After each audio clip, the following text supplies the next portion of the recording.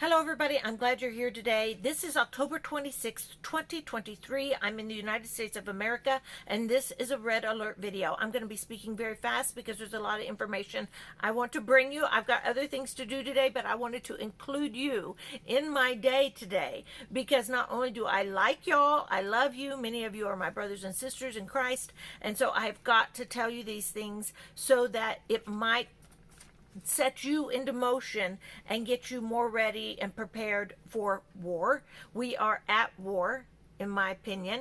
If you are not of that thinking, that's fine. I would say hurry up and get ahead of the curve because you're behind the curve. That's my thoughts on that.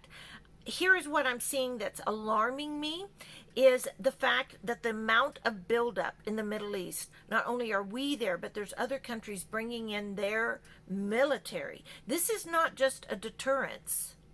This is war. And they know, the government, the military generals know what's about to happen. We do not. Now, if you hear the verbiage and listen to what they're saying every day, even the Marine that spoke, I don't know exactly, he's a higher up, I don't know if he's a general or what, in the Marine Corps, spoke yesterday. I don't know if it was smack or not, but I mean, my BS alert wasn't going off. I was going, well, yeah, that guy sounds like he means what he says. That verbiage is war verbiage, y'all. It's not peace and tranquility and let's make sure this doesn't pop off. No, it's this going to pop off, and it's too bad for everybody who's in the line of fire. That's what it feels like. Now, the evacuations of the Americans, that 600,000 Americans over there in Lebanon and Israel, dual citizenship, all of that. I ran across that article and I thought, what? Why are we just now talking about getting these people out? Maybe they want to stay. I don't know. I don't know all the things behind it. But the fact that they are even saying, man, you need to get out. The other countries are going, we need to get our citizens out of this area. And that speaks volumes. I need not elaborate on that. All right. There's a general sense of violence. Y'all, I wrote stuff down so I wouldn't forget to tell you, which is like a miracle in and of itself. So the violence in general in the United States is bothering me. That's another area where I'm just tense. I don't think we've seen the worst of it yet. I expect there are terrorist cells already established in our country. And I expect that we are going to be the victim of whatever their plans are. Someone, somewhere, maybe all of us, I really don't know for sure, but it's there. And they're telling us, all right, they're telling us that on a daily basis. Our higher ups in government are saying, hey, be vigilant, be situationally aware. I was in a doctor's office the other day. I was in the waiting room and I thought, holy cow, if someone comes in, I'm a dead duck. I thought, it doesn't matter. I got nowhere to go in this room. So anyway, that's a side note, okay? But I'm just saying, when you go in to a restaurant, a doctor's office, gas station, wherever, look, see, where do you run? Where do you hide? Those kinds of things are the way you need to think constantly. When you get back in your car after you've been grocery shopping or whatever, lock your car. Get in your car, shut the door, lock it. Just lock it. Don't get your phone out and look and see what's happened while you were not looking at it until you lock your car. So these are things that are just, put them in your warehouse and use them as you need to. So also, one of the things that this happened to me day before yesterday. I saw an osprey. Now, I know ospreys occasionally fly over my house, occasionally. And I have seen them when I get near to the town next to me. There's an Air Force base there. There are ospreys there. There is a community airport that I pass when I drive into Clovis, New Mexico. I drive by that airport. I've been driving by that airport for 37 years, y'all, okay? So It's just on like a section of land. It's pretty low key. There's not much there. In 2021, they put a 10-foot wire fence around it with razor wire on top of it. And it's nice fence. Oh, it's nice fence. They didn't have A it at all. Okay? So I wondered then, I thought, why, after all these years, why are they putting up a fence now around this whole section of land? I believe that they're using it to train military, which is fine. I just never have seen that in 37 years of living here. That was 2021. So I'm going to put a picture in right here, right now. This is the osprey I saw right by the road. Y'all, if there hadn't been a car behind me, I would have pulled over the road and pulled off the road and videoed, okay, and gotten up to the fence. I'm not sure. I think that would have been okay. It's not a military property, is what my understanding is. It's a community airport, so I don't know. But it was right by the road. So while we were driving, okay, I tell my son, who knows I'm a little over the top on these things, he was like, I said, oh my gosh, Dakota, get out your phone and take a picture of that right now. Take a video. He took a video. I don't know if it worked out very good. I don't think he sent it to me this morning. He's at work. But I asked him, I said, send me those pictures. So I'm showing you the pictures right now. I'm going to just put them in this section of the video. Does that mean anything that there was an osprey parked right by the road I was driving by? I don't know. It's not the first time I've seen osprey there. I just haven't seen them in a long time. In a long time.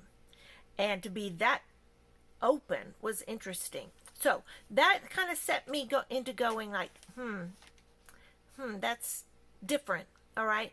Everything that's different now, I'm not discarding. I'm not going, that doesn't mean anything. I'm paying attention to it. Okay. All right.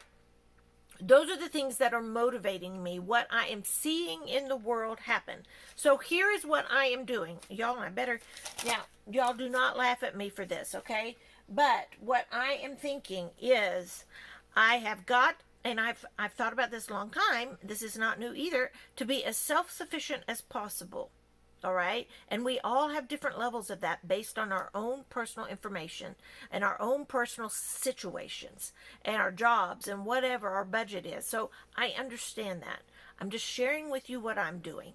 All right. One of the things I'm doing is this right here. Okay. And I may have mentioned this before.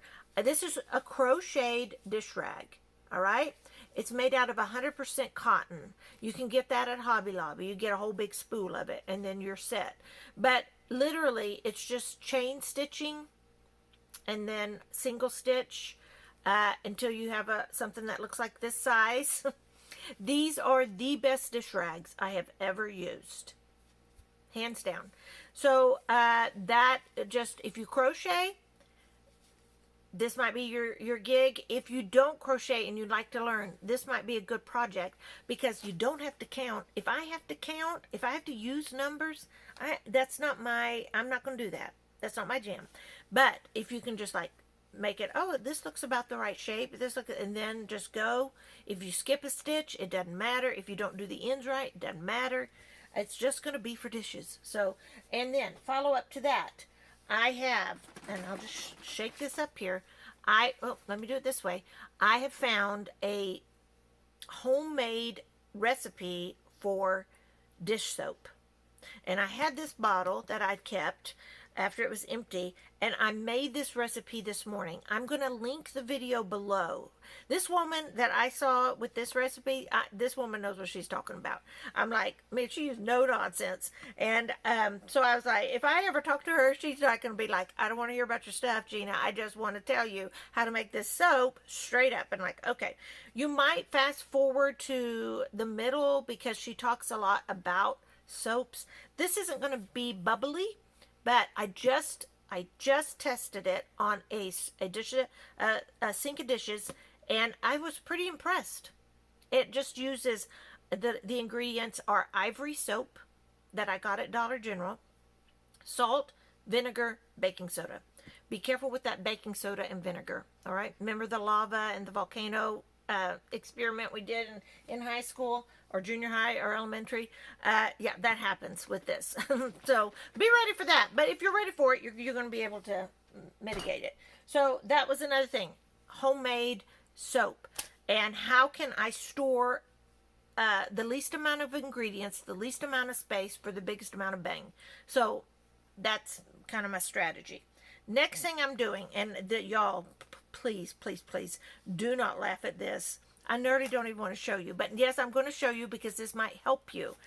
Okay, in our family, all right, we wear socks. I don't understand it. Maybe everybody does this, but we wear holes in socks all the time. It doesn't matter how great the sock is. We always wear holes in them. Now, I have... let me just put it this way. There are some people in our family who have tender feet and some that do not. So the tender-footed people do not like holes in their sock. And so what we have been doing, because we lived in America and we could just throw it away, we have been in the past just buying a new pair of socks when we got a hole in the old socks. But as of this morning, I thought to myself, I will learn to darn a sock. You know, kind of like Little Women and, you know, how they used to do that kind of stuff. So, here's my best effort. Y'all, this is, I darned it. I don't know, I don't even care how it looks on the bottom of my foot, so I don't even care if it looks pretty, but I'm interested to see how long it will hold up, okay? And for a darning thing, like, I don't know if it's called a darning needle or whatever it is that you put the sock over that makes it round. I bought one of those. It was worthless. Okay, I bought one on eBay. On Amazon. It was absolutely like, I don't know what this is, but this isn't working for me. So I came across another video that said put a plastic light bulb up the sock right in here so that it will spread it so that you can mend it. All right, because I'm half blind and I have pretty severe vision issues, I put on another pair of like magnifying glasses or reading glasses with my glasses. I just propped it and then I could see really good. So darning socks, it's just a skill. It means that what we have may last longer. Learn how to mend. My daughter is buying I think that's all I have to show you. My daughter's buying a sewing machine. Yes, she knows how to sew, but we've always used Nana's machine. And I had an old machine that totally broke. So she's getting a new one. She's just gonna go to town with that. We don't know what the supply chain issues are going to be with war. You see, all our stuff, the way the supply chain works is going to be affected by this, in my opinion. I may be wrong about that. Or I may be wrong as rain. I hope I am. But I have lived through a virus that went around the world, and I saw supply issues with my very eyes, so I know it's a thing. And I saw panic buying with my own eyes, and so I know that's a thing. And I don't want any part of that. All right. So I'm checking medical supplies. I'm doing inventory on that.